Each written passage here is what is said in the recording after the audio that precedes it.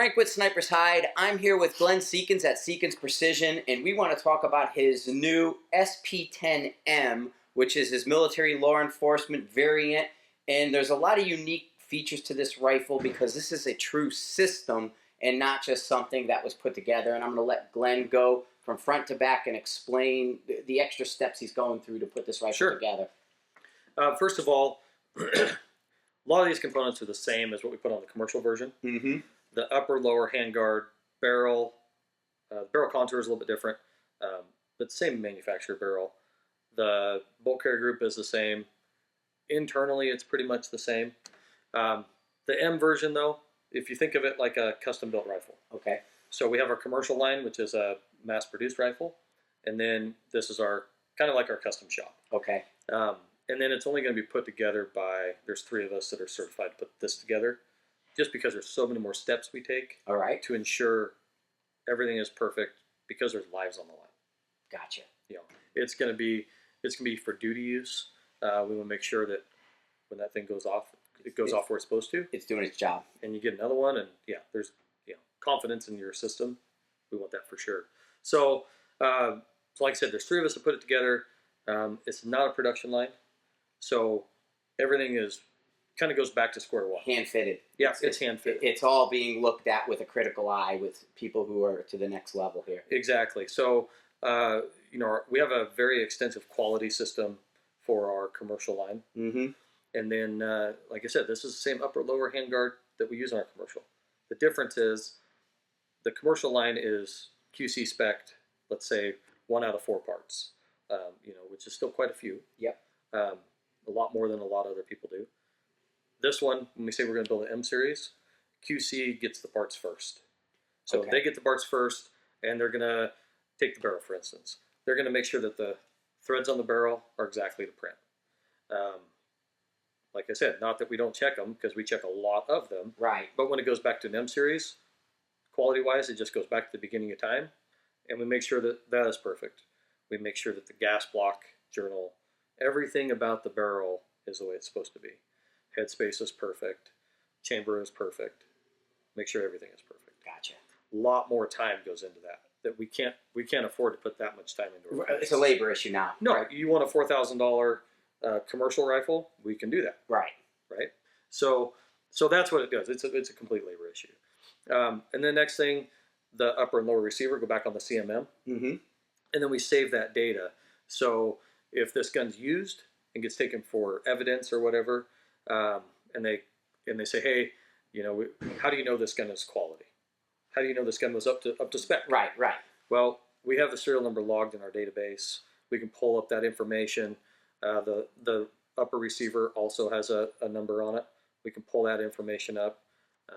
You know, you go beyond just the serial number. With the parts that aren't serialized, you have a lot number for each one, so you can reference back on this day, this machine made this component at this time. Yes. And that's how it goes through the system. So, yes. Yeah. Upper receivers, there's a lot number changes every 4 parts. Okay. So lower receiver, obviously, it's got a unique serial number on it.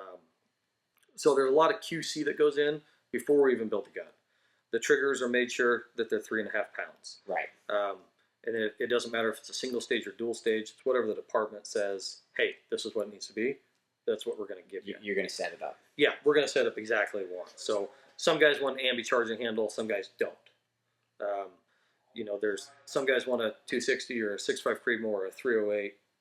Somebody might want a 14-inch barrel. Somebody might 26-inch barrel. Right. You're speccing it to the department, but you're hand assembling this because it is a system. And we talked about it in one of the other videos that you're using a lockdown system. So if they're going to replace this barrel, the upper receiver gets replaced with it. Correct. It's not just swapping the barrel out. Right. So we've got our upper with the integrated rail mount. Mm-hmm.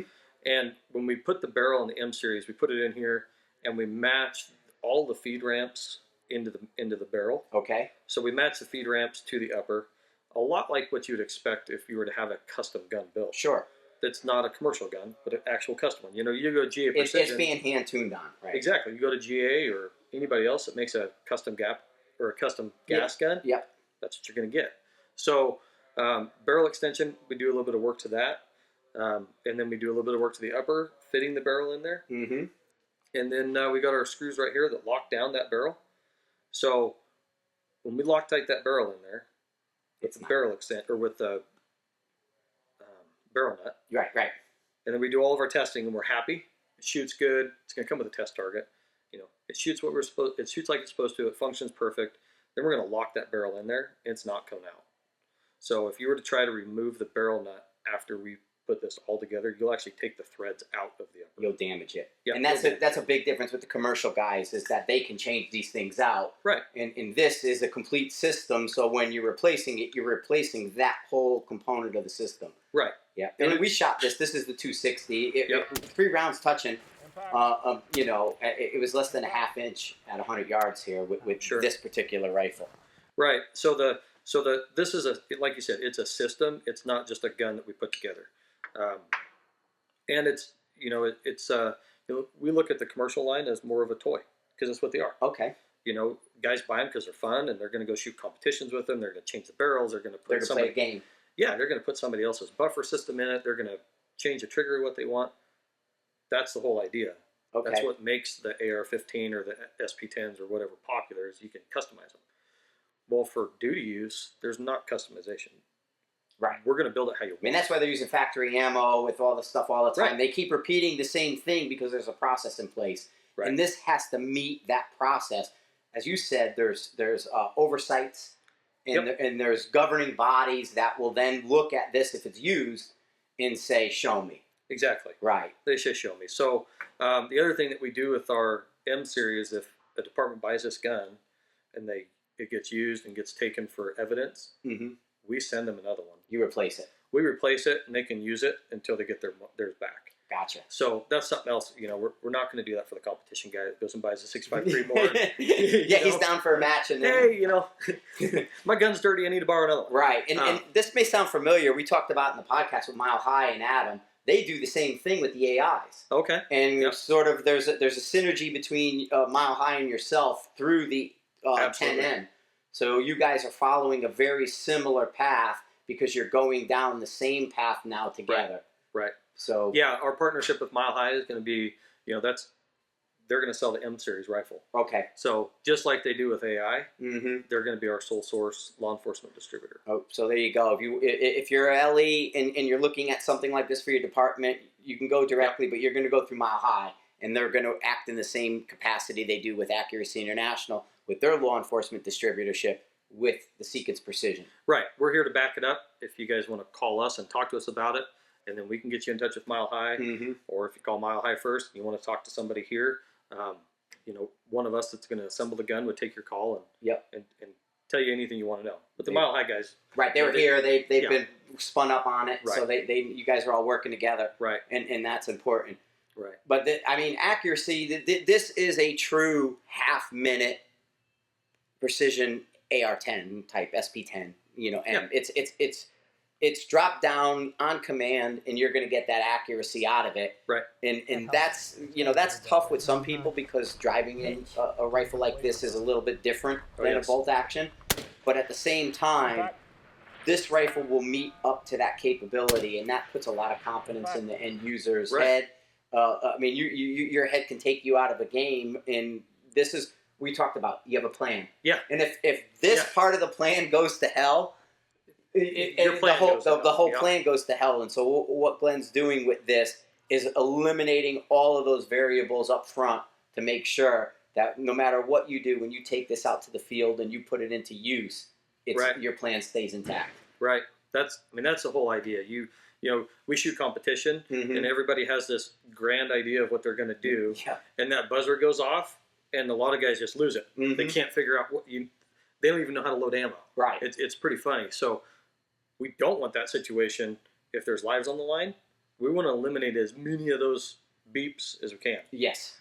So, you know, and we talked yesterday, if you have a half-minute gun or you think you have a half-minute gun, you probably have a half-minute gun. Yes. If you think you have a 1.5-minute gun, but you truly have a half-minute gun, you probably have a 1.5-minute gun. Right. Right. You know, so Yeah. it's all about that confidence. Yeah. Um, You're not gonna rise up to that if your head's stuck in 1.5. No, it's not. You know, the other thing with this system is it needs to work all the time. And when you start suppressing a bigger platform, Mm-hmm. your window of operation just gets cut in half. Okay. So you look at an AR-15, you can do pretty much whatever you want to that thing, and it will go bang. Right. And it'll get another one in there. It's really easy to strip the rounds out of the magazine on an AR-15. So if you have slow bolt speed, it's just going to push that little 223 bullet right out into the chamber, and it'll go bang again. Step up to a 308, and let's say an AR-15 is on a scale of 1 to 10, like a 9 for building it. It's going to run. A 308 is going to be like a 6 or a 7. 260, 6.5 Creedmoor, 243. When you start going smaller on that neck diameter to body relation, that number shrinks as well. So it's a lot more effort. Right. Now let's say you're going to go down to a 5 because it's a 260 and the pressure is completely different. Pressure curve is different. Ammo is different. Yep. And guys want to shoot bolt rifle ammo that's hot. You know? Yeah, well, that's a big one right there. They want the speed. Right. They want that velocity. They want to match it, and they don't want it to be bled off through the gas system. Yeah, exactly. So balancing that gas system is a big deal. This has our select block on it. Mm-hmm. So this particular gun was built for a purpose a department wanted. Has a 5-inch Thunder Beast on it. I got to choose a suppressor, and I will say that the 5-inch Thunder Beast is probably one of the easiest to tune for a gas gun. I'm a big fan of the 5-inch. Yeah. It's got the least amount of the blowbacks, the gas pressures, and all that. The pressure inside of and it's quiet enough. Mm-hmm. You know, if they're going to hear you shoot with a 5-inch, they're going to hear you shoot with a 7 or a 9 too.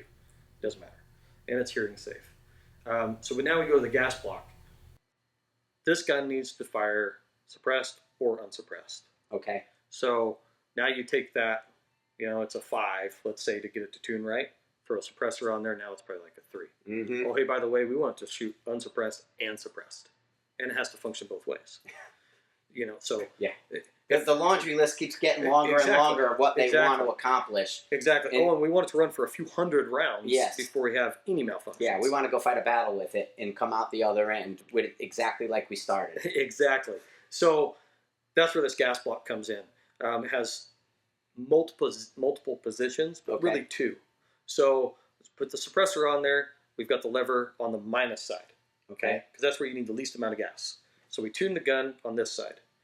Let's say you're shooting, you're in a fight, you start getting dirty, you got sand in it. I mean, whatever. Everything. Right. It's going to fill up. You forgot to clean it last time, whatever it might be. You can reach up here and just give it 1 click and add gas. You're back in the fight. Give it 2 or 3 clicks, whatever it might be. Mm-hmm. You can open it all the way up to unsuppressed and take the suppressor off. Yep. And it's going to run. There you go. So in the field, you have some options. If your suppressor takes a hit or you fall down and poke the mud, and it's full of mud, you can take it off, throw it in your backpack, just flip this over and you're good to go. So that's the gas block. The 260 and the 6.5 Creedmoor version of this, they get a little different gas system and a little bit different barrel configuration. Just from tons of testing that we've done. You're tuning it up. Experience tells you I have to do things slightly different than 308, 556. It's for a very specific purpose. Yep. And like you said, it's a system. So it's not just that we change the gas and we're done. So by doing the 6.5 Creedmoors and the 260s and 243s, we changed the port, loading port, or the ejection port. So our ejection port on an upper is extremely big. Yep. So we can get the brass out without hitting somewhere and bouncing around. We changed our deflector a little bit. Nobody likes to have damaged brass. Right. And there's no reason to have it. This doesn't even do it. And we looked at this. We shot it, and the brass comes out, and you can reuse it. Right. If you're hitting your deflector, you might need a little bit more gas. Let's just face it. I like to get these to eject right at 3 o'clock. Yeah. Some guys want them at 4 or 5 o'clock. But when you're at 4 or 5 o'clock, you're right on the edge of having enough gas. So when you get dirty, it's going to start. Now you start having malfunctions. So we changed this port. We changed the size, and we also changed the location. Our port is all the way up against the gas, or all the way up against the barrel extension. So I don't know if you can see it here, but right? If you take it, right? Our barrel extension is right there, right at the edge. Right there. So the idea there is we want that brass to get out of the gun and get out of the way as soon as it can. So if you have a lip behind your barrel extension, you have one spot where your case mouth actually hits, it dents your case mouth, and then you get erratic extraction. So a lot of guys building their own 260s or 6.5 Creedmoors at home, they call us all the time with questions of, hey, you know, I got an SP10 kit, I've got such and such barrel on there, and I catch one every once in a while. So they might shoot 20 or 40 rounds, and then they catch a piece of brass. Yep, they start coming in. So that's how we solved it on this guy. Gotcha. So a lot of guys are having good luck building their 6.5 Creedmoors or whatever off of our system. The port's also taller. Yep. Just, you know, I mean, you could see the physical difference when you look alongside the competition with this. There's a major physical difference in port location and size. Right. So it's taller because of that brass, but that neck diameter is smaller.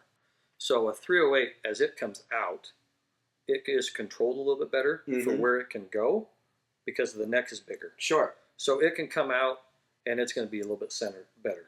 6.5 or a 243, it's smaller, so you can move it around. So that brass comes out a little bit crooked sometimes.